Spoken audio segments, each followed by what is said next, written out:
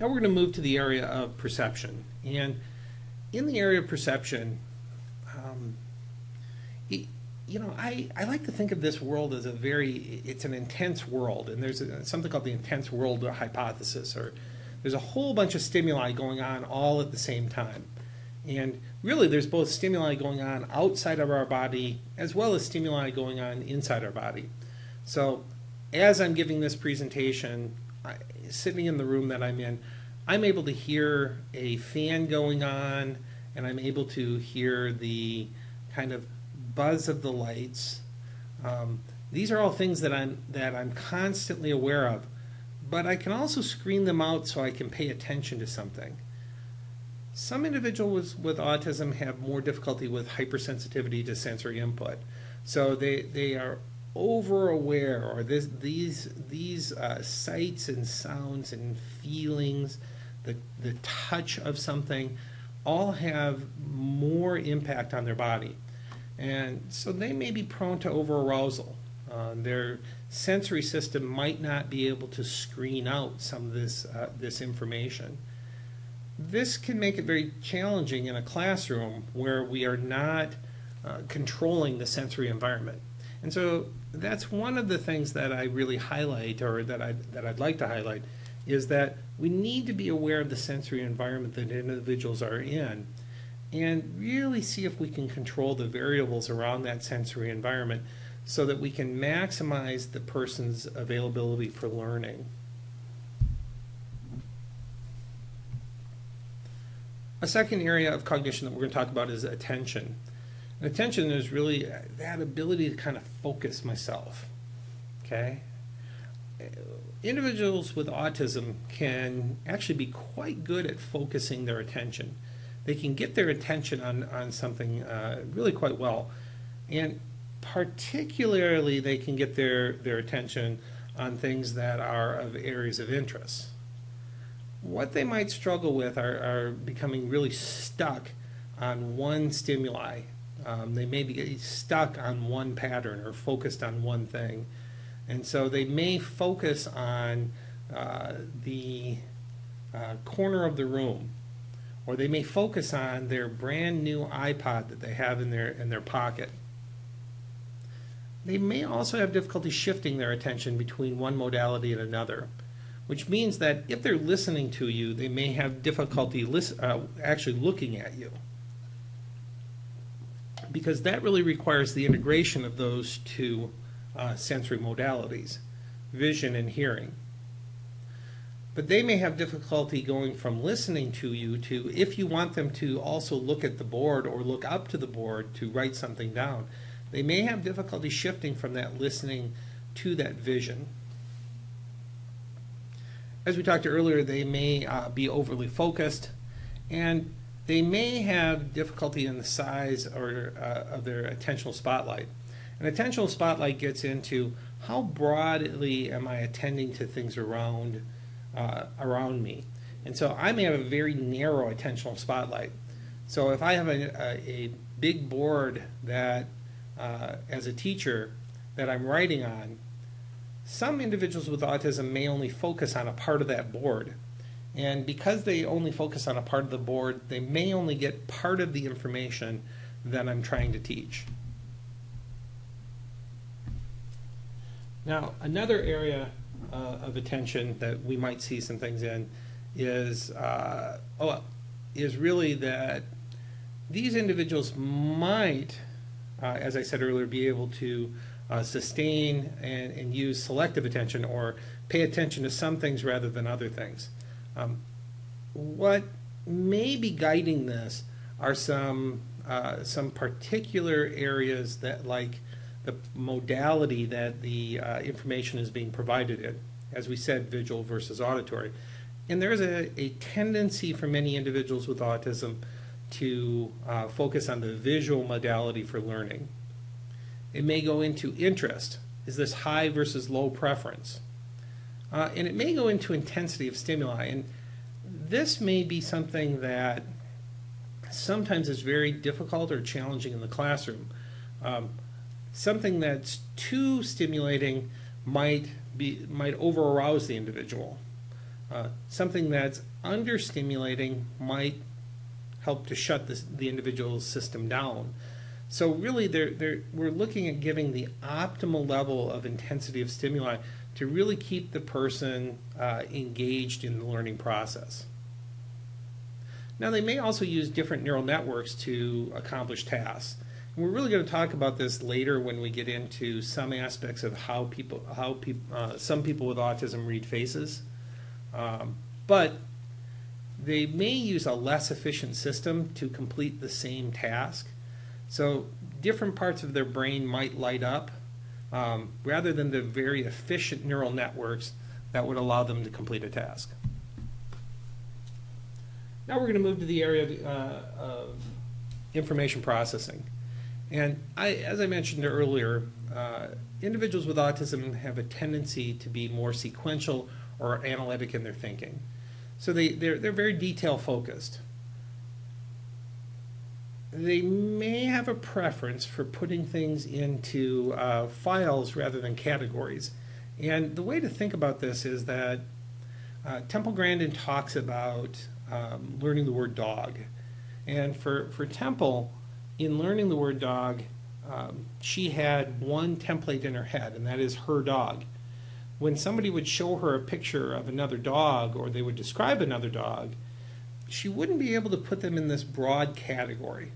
She'd have to think about them individually as these individual dogs, and every different one had its own file for its own for itself. So that's really one of these things that one of the reasons why some individuals with autism have difficulty generalizing, because they don't form these broader categories for language that allow them these more efficient ways of looking at what people are saying. Now, we had talked earlier about a preference for visual modalities, and again, Temple Grandin talks about thinking in pictures.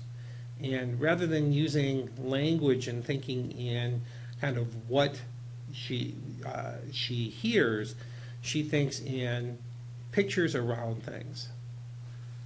And again, this can be a strength. And I'm going to use Temple Grandin as an example. Temple is able to use that thinking in pictures to do some very detail-oriented work, and she's done some incredible work with animals over the years. So this can actually be quite a strength that we can build on for certain individuals. Now, we had talked earlier, the individuals with autism may have difficulty with multimodal processing, or processing two things that they have to do at the same time. So again, that concept of looking at the teacher, listening to the teacher, looking at the board, and then organizing language so I can write it down. There may just be too much going on there. And so they may be have difficulty focusing on more than one modality, again, that vision and auditory at the same time. But they may have difficulty with multitasking also, or preparing these different things that they need to do at the same time. They also may have difficulty with processing large amounts of information. And schools can sometimes have just a ton of information coming at a student. When we have a lesson and we think about the overall amount of information, it's, I think, an important concept to think about that some individuals with autism will have difficulty picking out salient information. And so they'll just take in all of that information. And they may have difficulty really remembering parts, so they may do some forgetting because they're just trying to remember everything, and they're not really picking out the important parts. And then, as we said earlier, some individuals with autism have some difficulties with processing speed. Now, this is a quote from a book by Carnahan and Williamson. And this is a brand new book that's come out on working with literacy and autism. And when we look at this focus on detail might at times inhibit the ability to really develop a coherent whole. We talked earlier about central coherence, and there's some discussion whether individuals with autism may have struggles around this concept of central coherence where they just can't quite get the gist or the whole because they're overly focused on certain stimuli and they just can't pay attention to the fact that there might be more that they have to take into account. There might be a whole there that they have to bring everything together for. Now, as I said, school is all about multitasking. And in fact, early in school, things are much more sequential. Over time, there's a requirement for us, and they tend to be singular in nature too. Over time, there's a need for us to start to multitask during school. So not only do we listen to the teacher, but we watch her write on the board. Okay? We may need to take into account not only what the teacher is saying, but also the tone of voice she's using, the facial expression. And frequently, facial expressions are one of the ways that teachers try to communicate that they're either really happy with what you're doing or fairly unhappy. They want you to change your behavior. Individuals with autism can have difficulty utilizing that information to actually, and it's not all individuals, but some individuals, will have difficulty using this information to actually modify their behavior because they're really not paying attention to it. Now, they may also be asked to follow along in a book while listening to another person read. And they may struggle with this because they're having to do this reading as they're listening. And the one example here that probably is, I think it was hardest for me to initially wrap my head around, but the ability to get to class on time requires that not only do I walk down the hall and get to class within the 5 minutes that I have to pass, but it's that I do the multiple tasks of walking down the hall, talking to a friend, scanning the hall to make sure I'm not running into people, and also paying attention to the time so that I'm to class on time. And for some individual with autism, this can be too many steps or too many tasks going on at the same time. And so that may interfere with their ability to smoothly and efficiently move through the hall between classes. Now we're going to move on to the next cognitive system, memory. And memory is really our store of information. It's really dependent upon experience. And in fact, this is one area that I do differ with some professionals around autism. They will say that, some professionals will say that individuals with autism tend to store facts really well. I agree with this, but I think they store the facts how they experience them.